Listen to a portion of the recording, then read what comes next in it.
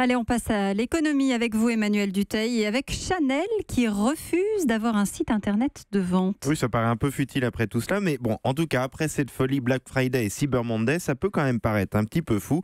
En 2017, ça peut même paraître presque anachronique, mais Chanel ne veut pas entendre parler d'un site internet pour vendre sa mode, ses accessoires. On trouve bien sûr depuis longtemps les parfums Chanel en vente sur internet, mais rien de plus dans un secteur du luxe qui s'est mis déjà très tard aux ventes sur internet. Chanel fait vraiment cavalier seul.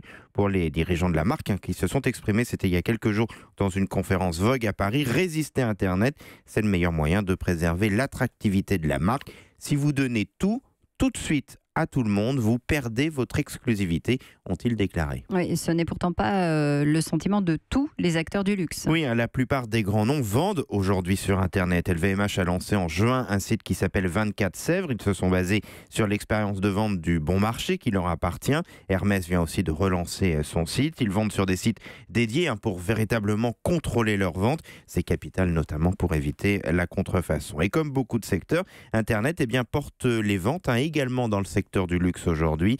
Selon le cabinet Bain qui fait chaque année une grosse enquête sur ce secteur, les ventes de luxe en ligne devraient grimper de 24% cette année pour représenter environ 10% du marché et ça va continuer. Est-ce que ça veut dire, Emmanuel, que Chanel est totalement absent du digital ? Non, ils s'en servent juste comme une vitrine. Internet et boutiques sont en effet très complémentaires dans le luxe. Les clients regardent beaucoup sur Internet les produits. Ils sont aussi très actifs, Chanel, du côté d'Instagram. Ils ont plus de 25 millions d'abonnés.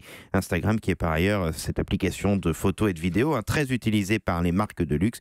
Elle est vraiment devenue incontournable dans ce secteur, mais ça ne remplace pas le fait de se déplacer en magasin. Ça fait souvent partie finalement Internet de l'expérience pour un produit de luxe. Il faut ensuite le bon emballage, la bonne explication et c'est ça que Chanel ne veut pas rater. Cette expérience en magasin est justement aujourd'hui de plus en plus développée. Un spécialiste me disait récemment par exemple qu'il a fallu agrandir dans les magasins de luxe les salles d'essayage parce que la jeune clientèle aime venir notamment entre amis. Le temps moyen passé dans un magasin augmente aujourd'hui et c'est là-dessus que Chanel mise pour rester l'une des marques les plus rentables au monde parce que pour eux c'est quand même ça le plus intéressant.